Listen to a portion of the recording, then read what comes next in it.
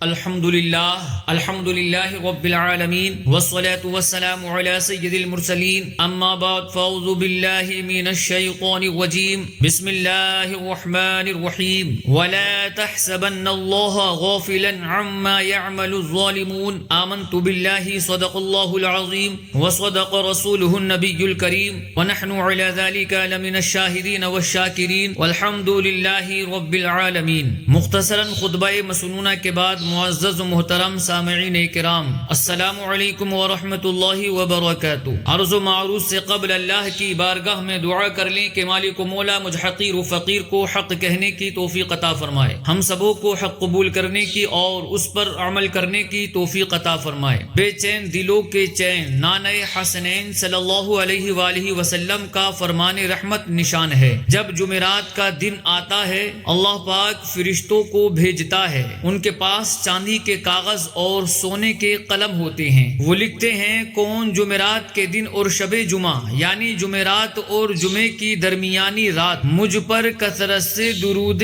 پاک پڑھتا ہے. مصطفیٰ جان رحمت پہ لاکھوں سلام، شمع بزم ہدایت پہ لاکھوں سلام. ہم غریبوں کے آقا پہ بے حد درود، ہم فقیروں کی ثروت پہ لاکھوں سلام. لہٰذا درود شریف کا نذرانہ بانداز غلامانہ پوری ایمانداری کے ساتھ پیش کریں. پڑھیں اللہم صلی علی سیدنا و مولانا محمد صلی اللہ تعالی علیہ وآلہ وسلم عدد ما فی علم اللہ صلاۃ دائمۃ بدوام ملک اللہ. حدیث پاک میں ہے النیۃ الحسنۃ تدخل صاحبها الجنہ، اچھی نیت بندے کو جنت میں داخل کروا دیتی ہے. عزیزم، اچھی نیتوں سے عمل کا ثواب بڑھ جاتا ہے. آئیے بیان سننے سے پہلے کچھ اچھی نیتیں کر لیتے ہیں. مثلا نیت کیجئے رضائے الہی کے لیے. پورا بیان سنوں گا، با ادب بیٹھوں گا، خوب توجہ سے بیان سنوں گا. جو سنوں گا اسے یاد رکھنے، خود عمل کرنے اور دوسروں تک پہنچانے کی کوشش کروں گا.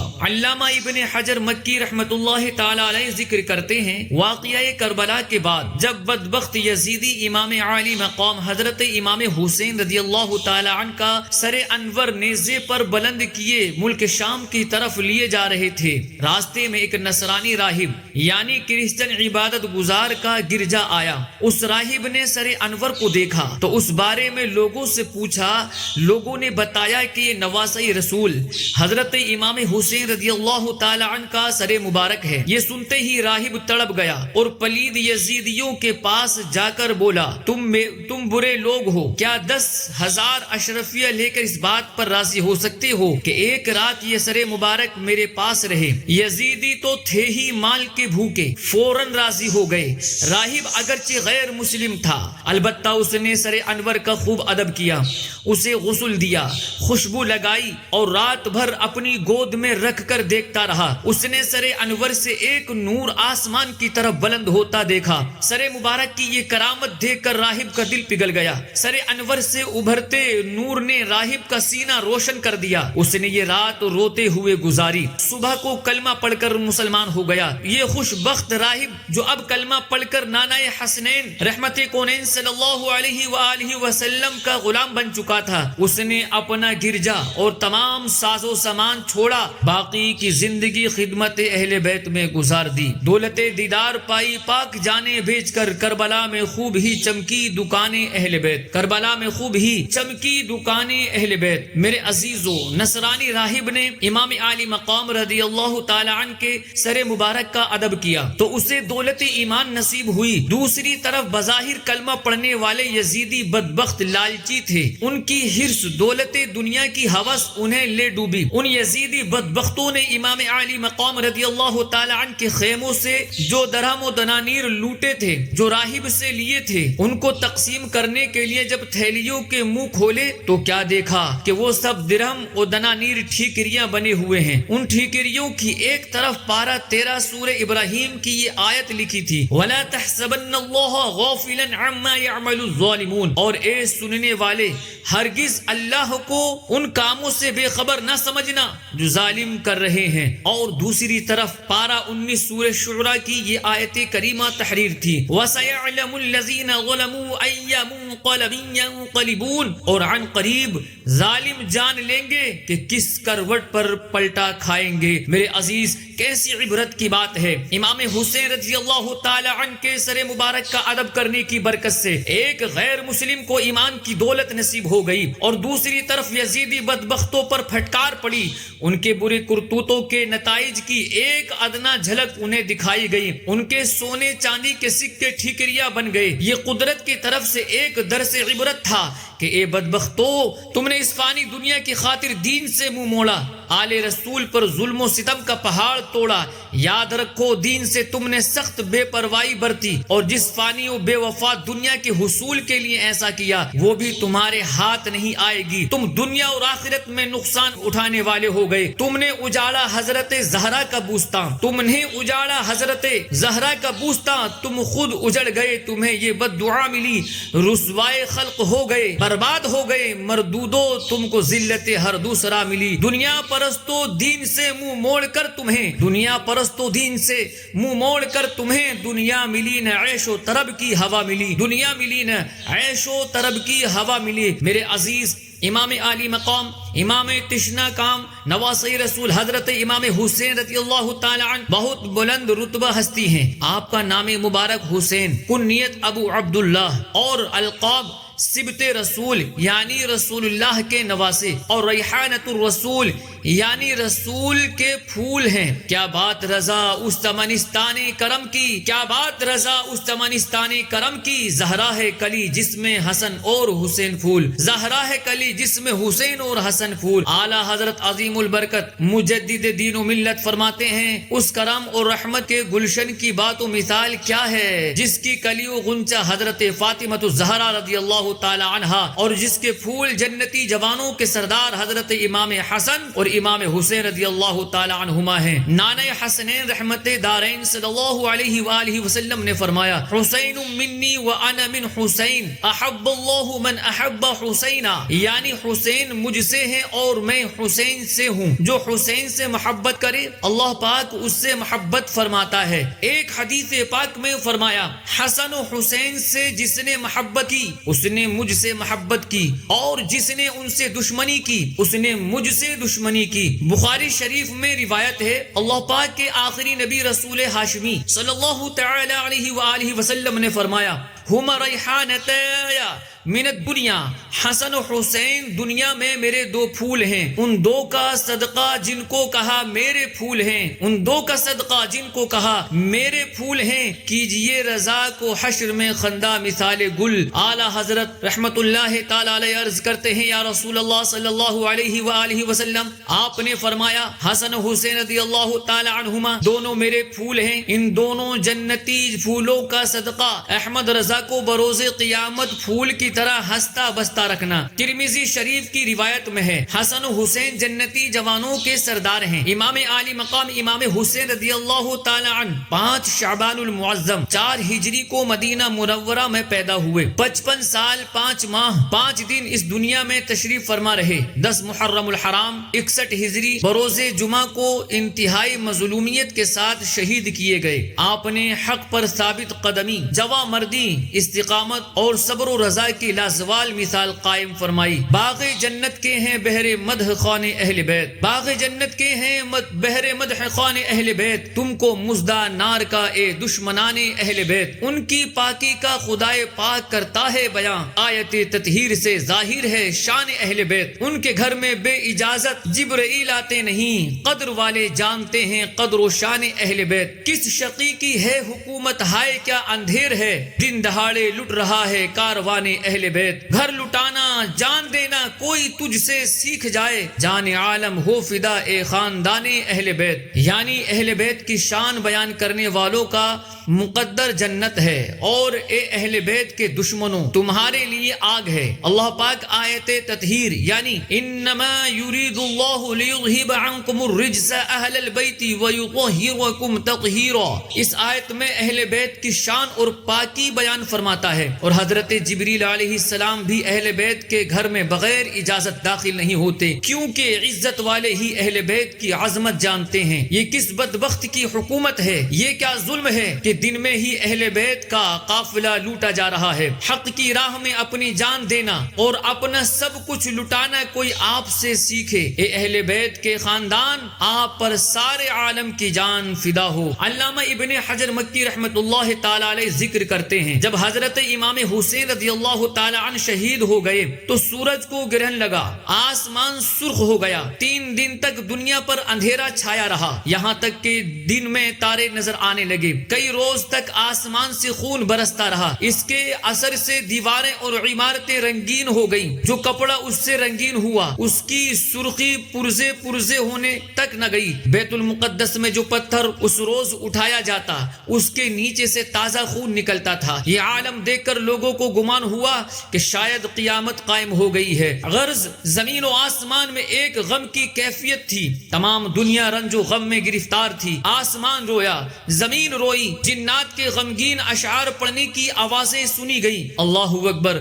ہزاروں میں 72 تن تھے تسلیم و رضا والے، ہزاروں میں 72 تن تھے تسلیم و رضا والے، حقیقت میں خدا ان کا تھا اور یہ تھے خدا والے۔ کسی نے جب وطن پوچھا تو حضرت نے یہ فرمایا، کسی نے جب وطن پوچھا تو حضرت نے یہ فرمایا، مدینے والے کہلاتے تھے، اب ہیں کربلا والے۔ حسین ابن علی کی کیا مدد کر سکتا تھا کوئی؟ حسین ابن علی کی کیا مدد کر سکتا تھا کوئی؟ یہ خود مشکل کشا تھے اور تھے مشکل کشا والے، یہ خود مشکل کشا تھے اور تھے مشکل کشا والے۔ دوائے درد عصیاں پنجتن کے در سے ملتی ہے، دوائے درد عصیاں پنجتن کے در سے ملتی ہے، زمانے میں یہی مشہور ہیں دارالشفا والے، زمانے میں یہی مشہور ہیں دارالشفا والے۔ ہزاروں میں 72 تن تھے تسلیم و رضا والے، حقیقت میں خدا ان کا تھا اور یہ تھے خدا والے۔ میرے عزیز، یقیناً کربلا نہایت غمناک اور دل دہلا دینے والا واقعہ ہے، مگر یاد رکھیے کربلا صرف ایک سانحہ نہیں، سانحے دنیا میں بہت ہوئے ہیں۔ ظلم و ستم کی بڑی بڑی داستانیں اس زمین پر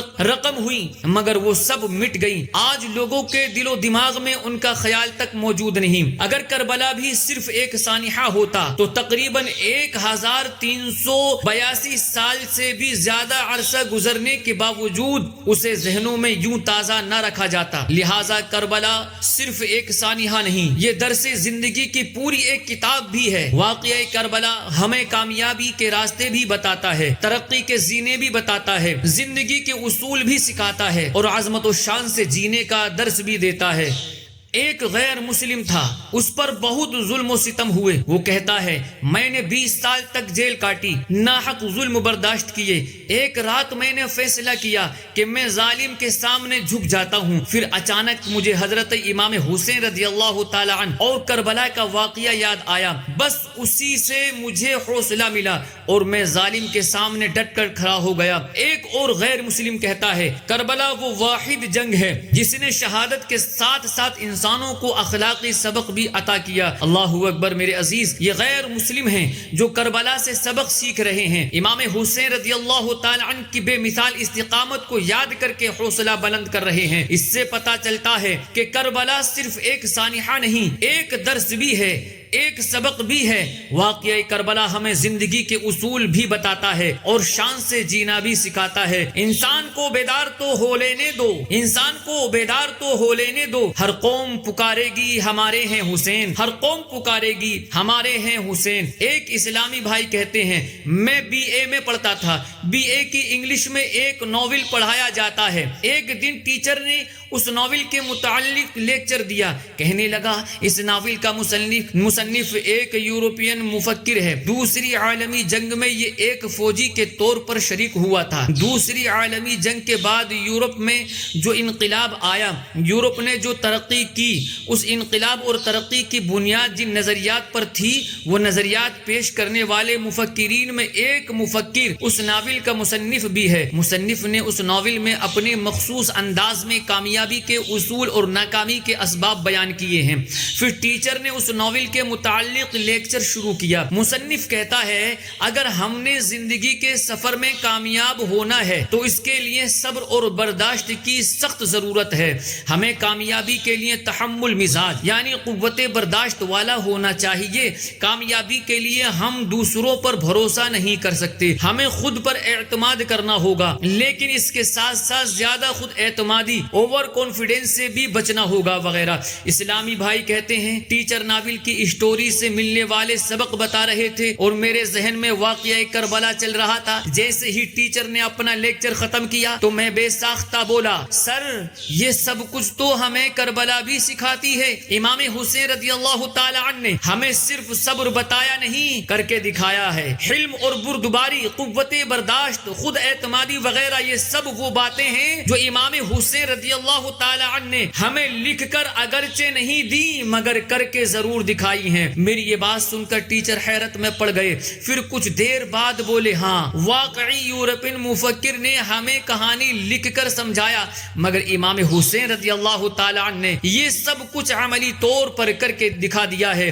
انسان کو بیدار تو ہو لینے دو، ہر قوم پکارے گی ہمارے ہیں حسین، ہر قوم پکارے گی ہمارے ہیں حسین۔ اسی طرح ایک غیر مسلم مفکر ہے، اس نے اپنی طور پر ایک تجزیہ کیا اور کہا زندگی میں کامیابی کے 3 اصول ہیں۔ نمبر 1 بھوک برداشت کرنے کی طاقت، نمبر 2 انتظار، نمبر 3 سوچنے سمجھنے کی صلاحیت۔ یہ 3 اصول اور رولز ایک غیر مسلم مفکر نے بیان کیے۔ ذرا ان تینوں اصولوں کو سامنے رکھ کر واقعہ کربلا کو ذہن میں لائیے۔ کربلا میں ہمیں یہ تینوں باتیں ملتی ہیں۔ نمبر 1 غیر مسلم مفکر نے کہا کامیابی کے لیے بھوک برداشت کرنے کی طاقت ضروری ہے۔ میدان کربلا میں ہم دیکھتے ہیں سخت گرمی ہے، ریگستان ہے، دہکتی ہوئی زمین ہے اور دن کی سخت بھوک و پیاس ہے۔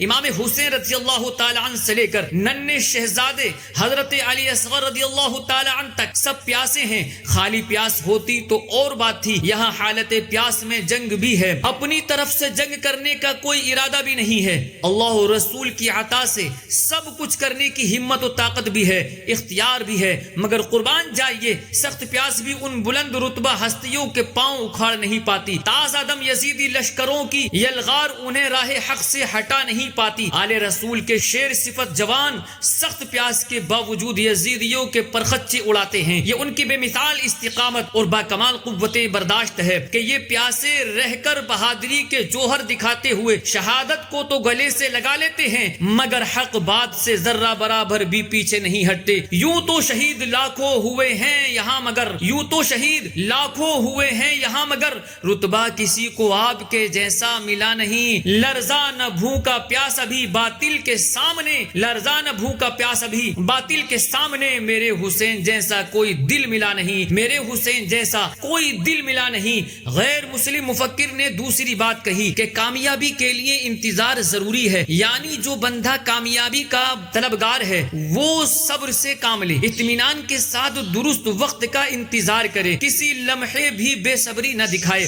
یہ بات بھی امام حسین رضی اللہ تعالی عنہ کی پاکیزہ سیرت میں دیکھیے۔ انسان پر زندگی میں دکھ آتے ہیں، غم آتے ہیں، لیکن اگر دکھ اور غم کی خبر پہلے سے مل جائے تو وہ غم صرف غم نہیں رہتا، وہ وبال جان بن جاتا ہے۔ مثال کے طور پر ہم میں سے ہر ایک کو موت آنی ہے، اگر کسی کو پہلے سے بتا دیا جائے کہ تمہارے پاس صرف ایک دن باقی ہے، اگلے دن تمہیں موت آ جائے گی، تو شاید وہ ایک دن بھی ہمارے لیے وبال جان بن جائے گا، چہرے پر مایوسی پھیل جائے گی، دل غم میں ڈوب جائے گا، کچھ کھانے پینے کو دل نہیں چاہے گا۔ مگر قربان جائیے امام حسین رضی اللہ تعالی عنہ کے صبر و استقامت پر۔ امام حسین رضی اللہ تعالی عنہ کی ولادت ہوتی ہے، ساتھ ہی جبریل امین علیہ السلام شہادت کی خبر لے کر حاضر ہو جاتے ہیں۔ ابھی امام حسین رضی اللہ تعالی عنہ کا بچپن ہے، آپ کی شہادت کی خبریں مشہور ہو چکی ہیں، آپ نے 55 سالہ زندگی کربلا کی ہوش ربا تکلیفوں کو سامنے رکھتے ہوئے گزاری۔ آپ جانتے تھے کہ کربلا کے میدان میں شقی و بدبخت لوگ انتہائی ظالمانہ انداز میں مجھے شہید کر دیں گے،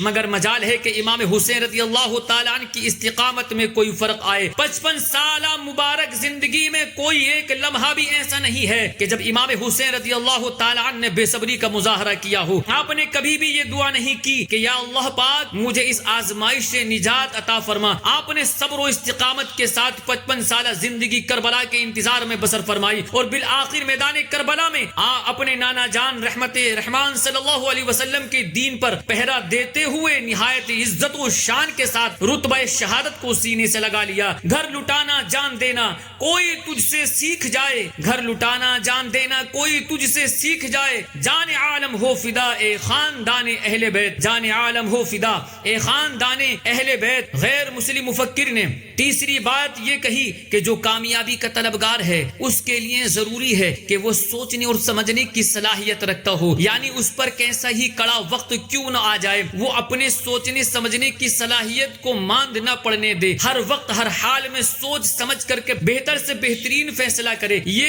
ایک بہت مشکل کام ہوتا ہے۔ ہمارے ہاں کسی شخص کا انتقال ہو جائے تو اس کے اہل خانہ کو، والدین کو بہت سنبھل کر طریقے سے خبر دینی ہوتی ہے کہ کہیں اچانک غم کی خبر سن کر ہوش ہی نہ کھو بیٹھے۔ مگر قربان جائیے امام حسین رضی اللہ تعالی عنہ کی ہمت اور حوصلے کی کیا شان ہے کہ آپ حضرت علی اصغر رضی اللہ تعالی عنہ کا لاشا مبارک اپنے ہاتھوں پر اٹھاتے ہیں، حضرت علی اکبر رضی اللہ تعالی عنہ کا لاشا مبارک اٹھاتے ہیں، بھائی بھتیجے بھانجے 72 تن میدان کربلا میں امام حسین رضی اللہ تعالی عنہ کی آنکھوں کے سامنے شہید ہوتے ہیں، آپ خود ان کے مبارک لاشیں اٹھا کر خیموں کے پاس رکھتے ہیں۔ ایسے غم اور پریشانی کے باوجود ہوش و حواس سلامت ہیں، فیصلہ کرنے کی طاقت بحال ہے۔ تاریخ کی کسی کتاب سے دنیا کا کوئی شخص یہ ثابت نہیں کر سکتا کہ امام حسین رضی اللہ تعالی عنہ نے میدان کربلا میں غم کی شدت کے سبب کوئی ایک فیصلہ بھی شریعت کے خلاف کیا ہو۔ نہیں نہیں، غم کی آندھیاں چل رہی ہیں، ظلم و ستم کے پہاڑ ٹوٹ رہے ہیں اور نواسے رسول قرآن و سنت کو مضبوط تھامے ہر قدم عین شریعت کے مطابق اٹھاتے ہیں، آخر شہادت کو سینے سے لگا لیتے ہیں، مگر آپ کی ہمت اور حوصلے میں ذرہ برابر بھی کمی نہیں آتی۔ ابن علی کے جیسا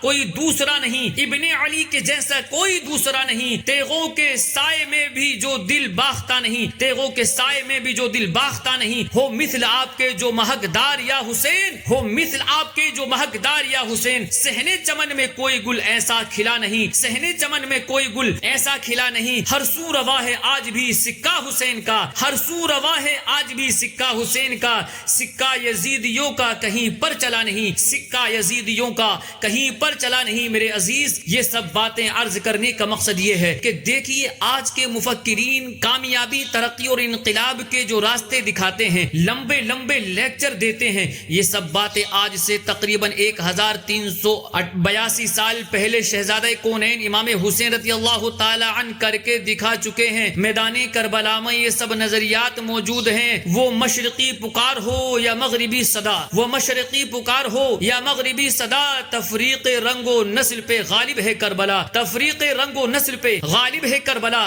شاعر کسی خیال کا ہو یا کوئی ادیب، شاعر کسی خیال کا ہو یا کوئی ادیب، واعظ کسی دیار کا ہو یا کوئی خطیب، دیکھو تو سلسلہ ادب مشرقین کا، دیکھو تو سلسلہ ادب مشرقین کا، دنیا کی ہر زباں پہ ہے قبضہ حسین کا، دنیا کی ہر زباں پہ ہے قبضہ حسین کا۔ میرے عزیز، ہم نے سنا کربلا ایک درس زندگی ہے۔ آج کے مفکرین جو نظریات، جو تھیوری بیان کر کے اپنی دکان چمکاتے ہیں، امام عالی مقام امام حسین رضی اللہ تعالی عنہ وہ سب کچھ ہمیں پہلے سے میدان کربلا میں کر کے دکھا چکے ہیں۔ اب ہم نے غور یہ کرنا ہے کہ کیا ہم نے بھی امام حسین سے، کربلا سے کچھ سیکھا یا نہیں۔ امام عالی مقام امام حسین رضی اللہ تعالی عنہ بلند رتبہ ہستی ہیں، یقیناً ہر عاشق رسول امام حسین رضی اللہ تعالی عنہ سے محبت بھی کرتا ہے، خود کو حسینی کہتا بھی ہے اور اپنے حسینی ہونے پر فخر بھی کرتا ہے۔ بلا شبہ حسینی ہونا، امام حسین رضی اللہ تعالی عنہ سے محبت و عقیدت رکھنا بہت بڑی سعادت ہے،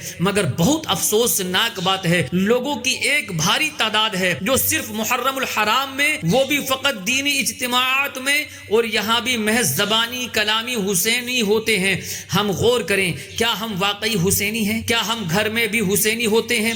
گلی میں، محلے میں، دکان پر کاروبار کرتے ہوئے، دفتر میں، دوستوں کی محفل میں، کیا ہم حسینی ہوتے ہیں؟ جیسے اخلاق، جیسا کردار، جیسی پاکیزہ عادات، امام حسین رضی اللہ تعالی عنہ کی تھی، کیا ہم امام حسین کی پیروی میں ویسے اخلاق، ویسا کردار، ان جیسی عادات و ہیبٹس اپنانے کی کوشش کرتے ہیں؟ علم دین کا وہ مبارک سمندر جو امام حسین رضی اللہ تعالی عنہ کے سینے مبارکہ میں موجزن تھا، کیا ہم وہ علم سیکھنے کی طرف بڑھتے ہیں؟ ہم دینی اجتماعات میں آ کر امام حسین رضی اللہ تعالی عنہ کی شان و عظمت کے نعرے لگاتے ہیں، بہت اچھی بات ہے، مگر جب ہم گھر جا کر اپنے بچوں کے ہاتھ میں موبائل دیتے ہیں، انہیں ٹی وی چلا کر دیتے ہیں، کیا ہم نے کبھی غور کیا کہ اس موبائل اور اس ٹی وی کے ذریعے کیا ہم اپنے بچوں کو حسینیت دے رہے ہیں؟ ہمارا بچہ جب کندھوں پر کتابوں کا بستہ ڈال کر پڑھنے جاتا ہے، کیا ہم نے کبھی سوچا کہ کیا ان کتابوں کے اندر حسینیت موجود ہے یا نہیں؟ الحمدللہ ہم امام حسین رضی اللہ تعالیٰ عنہ کو مانتے بھی ہیں، امام حسین رضی اللہ تعالیٰ عنہ سے محبت کا دعویٰ بھی کرتے ہیں، خود کو حسینی کہتے بھی ہیں اور اس پر فخر بھی کرتے ہیں، مگر افسوس ہم کربلا سے سبق حاصل نہیں کرتے، امام حسین رضی اللہ تعالیٰ عنہ کے نقش سیرت پر چلنے کی کوشش نہیں کرتے،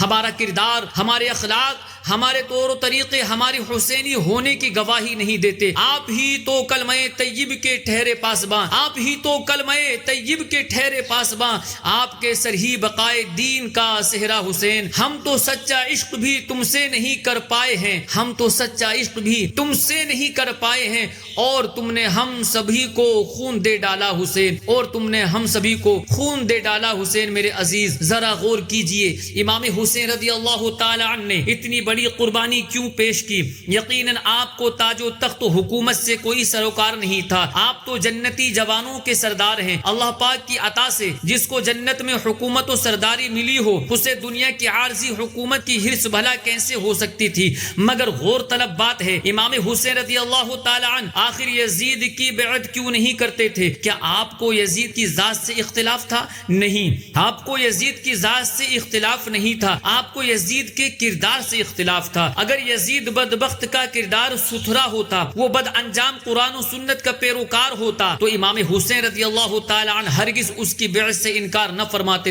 مگر اس بدبخت کا کردار اچھا نہیں تھا، اس کا اخلاق اچھا نہیں تھا، اس کی عادتیں ہیبٹس بری تھی، یزید فاسق تھا، یزید فاجر تھا، یزید زانی تھا، یزید شرابی تھا، یزید قرآن و سنت کی مخالفت کرتا تھا، اس لیے امام حسین رضی اللہ تعالی عنہ نے اس کی بیعت نہیں کی اور ایسی لازوال قربانی پیش فرمائی۔ اب ذرا غور فرمائیے، جب امام حسین رضی اللہ تعالی عنہ یزید کے برے کردار سے خوش نہ ہوئے، تو اگر وہی کردار ہمارا بھی ہو، جو عادتیں یزید کی تھی ویسی ہی عادتیں ہماری بھی ہوں، جیسا گندا اخلاق یزید کا تھا ویسے ہی ہمارا بھی ہو، تو کیا امام حسین رضی اللہ تعالی عنہ ہم سے خوش ہو جائیں گے؟ آئیے دیکھتے ہیں یزید کا کردار کیسا تھا، یزید پلید کی وہ کون سی غلیظ عادتیں تھیں جن کی وجہ سے امام حسین رضی اللہ تعالی عنہ نے اس کی بیعت کرنا گوارا نہ فرمایا۔ غیب جاننے والے آخری نبی رسول ہاشمی صلی اللہ علیہ وسلم نے فرمایا، اول من یبدل سنتی رجل من بنی امیہ یقال له یزید، میری سنت کو بدلنے والا پہلا شخص بنو امیہ سے ہوگا جسے یزید کہا جائے گا۔ معلوم ہوا یزید سنت کو بدلنے والا، خلاف سنت کاموں کو رواج دینے والا تھا۔ یہ بدبخت خود بھی سنت مصطفیٰ کی پیروی نہیں کرتا تھا اور دوسروں کو بھی خلاف سنت کاموں پر ابھارتا تھا۔ اب ہم ذرا خود پر غور کریں، ہم کتنی سنتوں پر عمل کرتے ہیں؟ کیا ہمارا لباس سنت کے مطابق ہے؟ ہمارا انداز زندگی، ہمارا اٹھنے بیٹھنے چلنے پھرنے کا انداز، ہمارا چہرہ، ہمارے طور و طریقے، ہماری رسومات، کیا یہ سب کچھ سنت کے مطابق ہیں؟ ہمارے معاشرے سوسائٹی میں جب کوئی سنت پر عمل کرتا ہے تو کیا لوگ اسے جلی کٹی باتیں نہیں سناتے؟ سر پر عمامہ سجانے، چہرے پر داڑھی رکھنے، سنت کے مطابق لباس پہننے والے پر انگلیاں نہیں اٹھائی جاتی؟ کیا اس عاشق سنت پر طنز کے تیر نہیں چلائے جاتے؟ افسوس اب بھی مسلمانوں کی ایک تعداد ہے جو خود تو راہ سنت سے دور ہی ہیں اور اس کے ساتھ ساتھ سنتوں پر عمل کرنے والوں کو ترچھی نگاہوں سے بھی دیکھتے ہیں۔ میرے عزیز، سنت کی مخالفت کرنا، خلاف سنت کاموں کو رواج دینا یزید کا برا کردار ہے۔ اگر ہم حسینی ہیں اور ہمیں واقعی حسینی ہونا چاہیے تو ہمیں چاہیے کہ ہم یزید کے اس برے کردار سے نفرت کریں، ہم خود بھی سنتوں پر عمل کریں اور دوسروں کو بھی سنت کی ترغیب دلایا کریں۔ تاجدار رسالت شہنشاہ نبوت صلی اللہ علیہ وآلہ وسلم نے فرمایا، من احب سنتی سنتی فقد احبنی ومن احبنی کان معی فی الجنہ، جس نے میری سنت سے محبت کی اس نے مجھ سے محبت کی، اور جس نے مجھ سے محبت کی وہ جنت میں میرے ساتھ ہوگا۔ ایک روز پیارے آقا مدینے والے مصطفیٰ صلی اللہ علیہ وسلم نے 3 مرتبہ فرمایا میرے نائب پر اللہ پاک کی رحمت ہو، میرے نائب پر اللہ پاک کی رحمت ہو، میرے نائب پر اللہ پاک کی رحمت ہو۔ عرض کیا گیا حضور آپ کے نائبین کون ہیں؟ پیارے آقا صلی اللہ علیہ وسلم نے فرمایا میری سنت سے محبت کرنے والے اور دوسروں کو سکھانے والے۔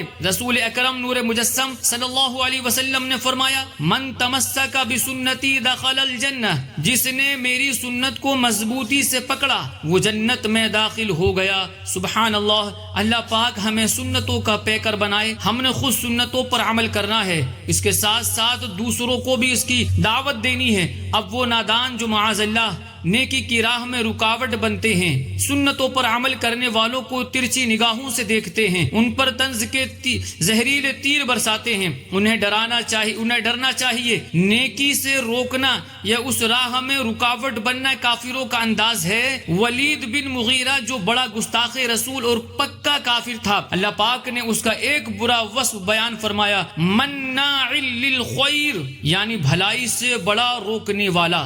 اللہ اللہ، معلوم ہوا نیکی کی راہ میں رکاوٹ بننا مسلمان کا نہیں کافروں کا کام ہے۔ ایک سچا حسینی نیکی سے روکتا نہیں بلکہ نیکیوں پر ابھارتا ہے۔ اللہ پاک ہمیں بھی نیک بننے اور نیکی کی دعوت عام کرنے کی توفیق عطا فرمائے۔ میرے عزیز، یقیناً امام حسین رضی اللہ تعالی عنہ یزید پلید کے برے کردار سے بخوبی واقف تھے۔ اب آئیے دیکھتے ہیں امام حسین رضی اللہ تعالی عنہ نے خود یزید کے برے کردار کی کیسے نشاندہی فرمائی۔ صدر الافاضل مفتی نعیم الدین مراد آبادی رحمۃ اللہ تعالی علیہ لکھتے ہیں جب امام علی مقام امام حسین رضی اللہ تعالی عنہ کے سامنے یزید بدبخت کی بیعت پیش کی گئی تو آپ نے فرمایا لأنه كان فاسقا مدمن الخمر ظالما، یزید فاسق یعنی اعلانیہ کبیرہ گناہ کرنے والا، شراب کا عادی اور ظالم ہے، بھلا میں ایسے کی بیعت کیسے کر سکتا ہوں۔ جب امام حسین رضی اللہ تعالی عنہ میدان کربلا کی طرف تشریف لے جا رہے تھے، راستے میں ایک مقام پر آپ نے یزیدی لشکر کے سامنے خطبہ دیتے ہوئے ارشاد فرمایا اے لوگو،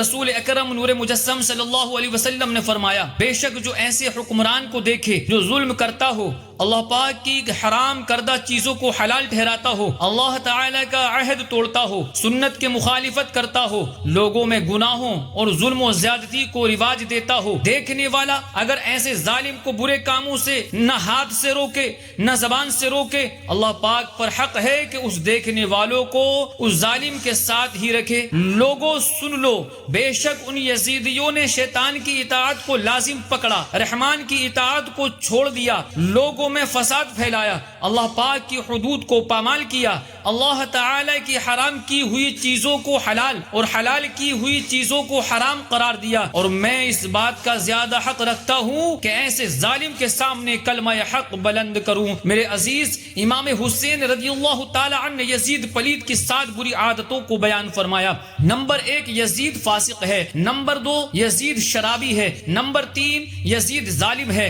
نمبر 4 یزید رحمان کی اطاعت چھوڑ کر شیطان کی پیروی کرتا ہے، نمبر 5 یزید فساد پھیلاتا ہے، نمبر 6 یزید اللہ تعالی کی حدود کو پامال کرتا ہے، نمبر 7 یزید اللہ تعالی کی حلال کی ہوئی چیزوں کو حرام اور حرام کی ہوئی چیزوں کو حلال ٹھہراتا ہے۔ اب ہم اپنے کردار پر غور کریں۔ یزید فاسق تھا، فاسق اسے کہتے ہیں جو اعلانیہ گناہ کرتا ہو۔ ہمارے ہاں کتنے ایسے لوگ ہیں جو اعلانیہ گناہوں سے بچتے ہیں، داڑھی مڈانا یا ایک مٹھی سے چھوٹی کروانا حرام ہے، کتنے لوگ ہیں جو داڑھی مڈاتے اور دندناتے پھرتے ہیں، گانے باجے اعلانیہ چلتے ہیں، کار بس وغیرہ چلانے والے اونچی آواز میں گانے چلا کر گناہ بھی کر رہے ہوتے ہیں اور اپنے گناہ کا اعلان بھی کرتے ہیں، گھروں میں اونچی آواز سے گانے باجے چل رہے ہوتے ہیں، اعلانیہ فلمیں دیکھی جاتی ہیں، ڈرامے دیکھے جاتے ہیں، کسی کے ہاں شادی ہو تب تو پورے محلے کی نیند حرام ہوتی ہے اور نہ جانے کیسے کیسے کبیرہ گناہ اعلانیہ ہو رہے ہوتے ہیں۔ واقعہ کربلا درس یہ ہے، واقعہ کربلا کا درس یہ ہے، اور اصل حسینی ہونا اسی کو کہا جاتا ہے کہ ہم گناہوں سے بچیں۔ اللہ پاک قرآن کریم میں ارشاد فرماتا ہے وَمَن يُشَاقِقِ الرَّسُولَ مِن بَعْدِ مَا تَبَيَّنَ لَهُ الْهُدَى وَيَتَّبِعْ غَيْرَ سَبِيلِ الْمُؤْمِنِينَ نُوَلِّهِ مَا تَوَلَّى وَنُصْلِهِ جَهَنَّمَ وَسَاءَتْ مَصِيرًا۔ اور جو اس کے بعد کہ اس کے لیے ہدایت بالکل واضح ہو چکی، رسول کی مخالفت کرے اور مسلمانوں کی راہ سے جدا راہ چلے تو ہم اسے ادھر ہی پھیر دیں گے جدھر وہ پھرتا ہے، اور اسے جہنم میں داخل کریں گے، اور وہ کتنی بری لوٹنے کی جگہ ہے۔ پیارے آقا مدینے والے مصطفیٰ صلی اللہ علیہ وسلم نے فرمایا ان اللہ فرض فرائض فلا تضيعوها، اللہ پاک نے کچھ فرائض مقرر کیے ہیں، انہیں ضائع نہ کرو۔ وحرم حرمات فلا تنتهكوها، کچھ چیزیں حرام کی ہیں انہیں ہلاک نہ جانو۔ وحد حدودا فلا تعتدوها، اور کچھ حدیں قائم کی ہیں ان سے آگے نہ بڑھو۔ وسکت عن اشیاء من غیر نسیان فلا تبحثوا عنها، اور اس نے تم پر رحمت فرماتے ہوئے دانستہ کچھ چیزوں سے سکوت فرمایا ہے، ان کی جستجو نہ کرو۔ امام حسین رضی اللہ تعالی عنہ نے فرمایا یزید شرابی ہے، آہ افسوس ہمارے معاشرے سوسائٹی میں بھی شراب عام ہوتی جا رہی ہے۔ اگرچہ شراب پر قانوناً پابندی ہے مگر لاکھوں لوگ شراب پیتے ہیں، حالانکہ شراب حرام ہے، اسے ام الخبائث یعنی برائیوں کی ماں فرمایا گیا۔ اللہ پاک قرآن کریم میں فرماتا ہے یا ایھا الذین آمنوا انما الخمر والمیسر والانصاب والازلام رجس من عمل الشیطان فاجتنبوه لعلکم تفلحون۔ اے ایمان والو، شراب اور جوا اور بت اور قسمت معلوم کرنے کے تیر ناپاک شیطان کام ہی ہیں، ناپاک شیطانی کام ہی ہیں، تو ان سے بچتے رہو تاکہ تم فلاح پاؤ، تم کامیاب ہو جاؤ۔ امام حسین رضی اللہ تعالی عنہ نے فرمایا یزید ظالم ہے، ہمارے معاشرے میں ظلم کی بھی بھرمار ہے۔ بہت سارے لوگوں کے ذہن میں یہ تصور ہوتا ہے کہ ظلم صرف قتل و غارت ہی کو کہتے ہیں، حالانکہ ایسا نہیں ہے۔ ناحق قتل بھی ظلم ہے، کسی کو ناحق تھپڑ مارنا بھی ظلم ہے، کسی کی رقم دبا لینا، گالیاں دینا، عزت پامال کرنا، یہاں تک کہ دوسروں کو گھور کر دیکھنا، احادیث میں اسے بھی ظلم قرار دیا گیا ہے۔ اب بتائیے ہم میں سے کتنے ہیں جو ظلم سے بچتے ہیں؟ ہم میں کتنے ہیں جو دوسروں کے حقوق پورے ادا کرتے ہیں؟ بھرے مجمع میں دوسروں کی عزت پامال کرنا، لوگوں کو ڈرانا، دھمکیاں دینا، قرضے دبا لینا، ناحق تکلیف پہنچانا، یہ ساری ظلم کی صورتیں بہت عام پائی جاتی ہیں، حالانکہ یزیدی کردار ہے۔ اگر ہم حسینی ہیں تو ہمیں چاہیے کہ مسلمانوں کا احترام کریں، دوسروں کے جانی مالی ہر طرح کے حقوق پورے ادا کرتے رہیں۔ اللہ پاک قرآن کریم میں فرماتا ہے وَكَذَلِكَ أَخْذُ رَبِّكَ إِذَا أَخَذَ الْقُرَى وَهِيَ ظَالِمَةٌ إِنَّ أَخْذَهُ عَلِيمٌ شَدِيدٌ، اور ایسی ہی پکڑ ہے تیرے رب کی جب بستیوں کو پکڑتا ہے ان کے ظلم پر، بے شک اس کی پکڑ دردناک کرری یعنی سخت ہے۔ علامہ الساوی رحمت اللہ تعالی علیہ فرماتے ہیں کہ ہر ظلم کرنے والے پر لازم ہے کہ وہ اپنے ظلم سے توبہ کرے اور ظلم کرنا چھوڑ دے، نیز جس کا جو حق مارا ہو وہ اسے لوٹا دے تاکہ وہ اس عظیم وعید میں داخل نہ ہو، کیونکہ یہ آیت گزشتہ امتوں کے ساتھ خاص نہیں بلکہ ہر ظالم کو عام ہے۔ اللہ پاک ہمیں مسلمانوں کے ساتھ حسن سلوک سے پیش آنے اور ان پر کسی بھی طرح سے ظلم و زیادتی سے بچنے کی توفیق عطا فرمائے۔ اسی طرح امام حسین رضی اللہ تعالی عنہ نے فرمایا یزید رحمان کی اطاعت چھوڑتا ہے، شیطان کی پیروی کرتا ہے۔ اللہ یہ تو بڑا امتحان ہے۔ نماز پڑھنا رحمان کی اطاعت ہے، نہ پڑھنا شیطان کی پیروی ہے۔ ہم میں سے کتنے لوگ پکے نمازی ہیں؟ نیکی کرنا رحمان کی اطاعت ہے، گناہوں میں پڑنا شیطان کی اطاعت ہے۔ ہم میں سے کتنے لوگ گناہوں سے بچتے ہیں؟ رمضان کے روزے رکھنا رحمان کی اطاعت ہے، روزے نہ رکھنا شیطان کی پیروی ہے۔ غور فرمائیے کتنے لوگ روزے رکھتے ہیں؟ ماں باپ کی اطاعت کرنا، بہن بھائیوں کے حقوق پورے کرنا، بیوی کے حقوق پورے کرنا، مسلمانوں کی عزت کرنا، پورا اسلام میں داخل ہو جانا رحمان کی اطاعت ہے۔ اس کا الٹ کرنا شیطان کی پیروی ہے۔ جھوٹ بولنا، غیبت کرنا، چغلی کھانا، وعدہ خلافی، گالی گلوچ، یہ سب گناہ ہیں، شیطان کی پیروی ہے۔ ہم میں سے کتنے لوگ ان گناہوں سے بچتے ہیں؟ یزید کا برا کردار ہے۔ یہ سب وہ باتیں ہیں جن کی بنیاد پر امام حسین رضی اللہ تعالی عنہ نے یزید کی بیعت بیعت سے انکار فرما دیا تھا، میدان کربلا میں لازوال قربانی پیش فرمائی تھی۔ ہم غور کریں، خدا نہ خواستہ ہمارا کردار بھی ایسا ہی ہو، اللہ نہ کرے ہم شیطان کی پیروی کرنے والے فاسق و فاجر بنے، تو ذرا سوچئے کیا امام حسین رضی اللہ تعالی عنہ ہم سے خوش ہو جائیں گے؟ ہرگز نہیں۔ یہ سب باتیں ہمیں کربلا سے سیکھنے کو ملتی ہیں، لہٰذا اگر ہم سچے حسینی ہیں تو ہمیں چاہیے کہ ہم یزیدی کردار سے بچیں، محض گفتار کے نہیں کردار کے حسینی بن جائیں۔ اللہ پاک ہمیں عمل کی توفیق نصیب فرمائے۔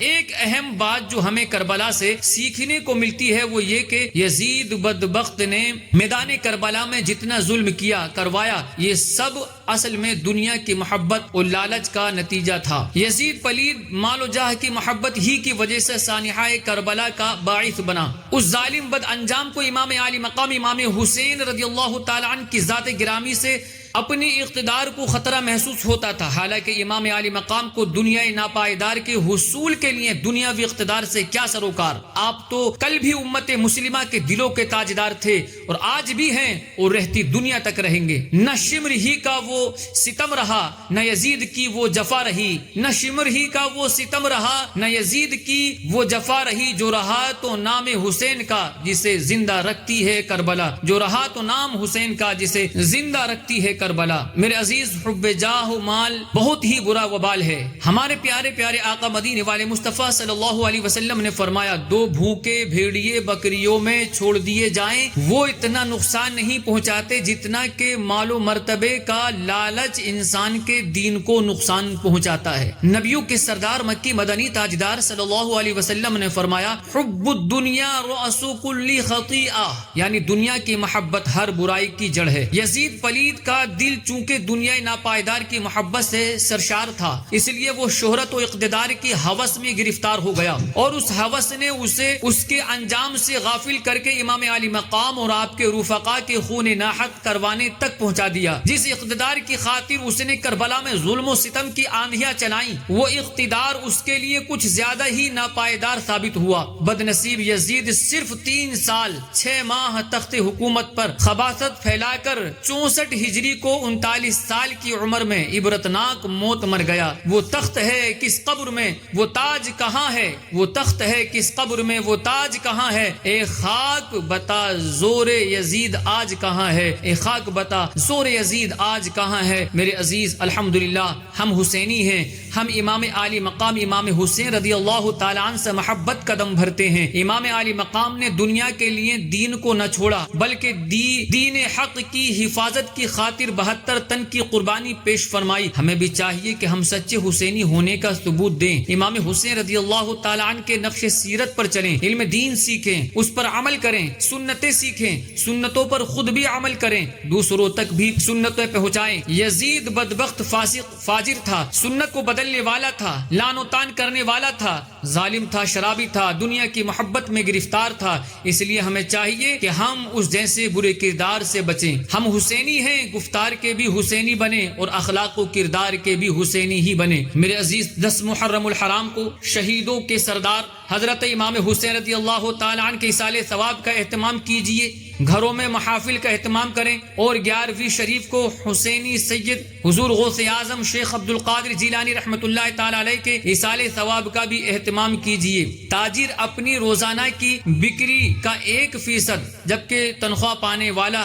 اپنی ہر تنخواہ کی رقم سے کم از کم 2% نکالے اور ماہانہ 11ویں شریف کی نیاز کرے تو انشاءاللہ الکریم اس کی روزی میں برکت ہوگی۔ اگر گھر میں نیاز کرنے میں رکاوٹ ہو تو کسی بھی نیک کام میں وہ رقم خرچ کر دیجیے۔ بیان کو اختتام کی طرف لاتے ہوئے سنت کی فضیلت اور چند آداب زندگی بیان کرنے کی سعادت حاصل کرتا ہوں۔ تاجدار رسالہ شہنشاہ نبوت صلی اللہ علیہ وآلہ وسلم نے فرمایا، من احب سنتی فقد احبنی ومن احبنی کان معی فی الجنہ، جس نے میری سنت سے محبت کی اس نے مجھ سے محبت کی، اور جس نے مجھ سے محبت کی وہ جنت میں میرے ساتھ ہوگا۔ نبی کریم صلی اللہ علیہ وسلم نے فرمایا، جو مریض کی عیادت کرتا ہے وہ جنت کے باغات میں بیٹھتا ہے، جب وہ کھڑا ہوتا ہے تو 70,000 فرشتے رات تک اس کے لیے دعا کرتے ہیں۔ نبی کریم صلی اللہ علیہ وسلم نے فرمایا، جو ثواب کی امید پر اپنے مسلمان بھائی کی عیادت کرے اسے جہنم سے 70 سال کے فاصلے تک دور کر دیا جائے گا۔ میرے عزیز، مریض مریض کی عیادت کرنا سنت مصطفیٰ بلکہ سنت انبیاء ہے۔ نبیوں کے نبی رسول ہاشمی صلی اللہ علیہ وسلم کی عادت کریمہ تھی کہ کسی بھی صحابی رضی اللہ تعالیٰ عنہ کے بیمار ہونے کی اطلاع ملتی تو آپ صلی اللہ علیہ وآلہ وسلم اس کی عیادت کے لیے تشریف لے جاتے۔ اگر کوئی شخص 3 دن مسجد سے غائب رہتا تو آپ اس کے متعلق لوگوں سے پوچھا کرتے، اگر وہ بیمار ہوتا تو اس کی عیادت فرماتے، اور عیادت کے لیے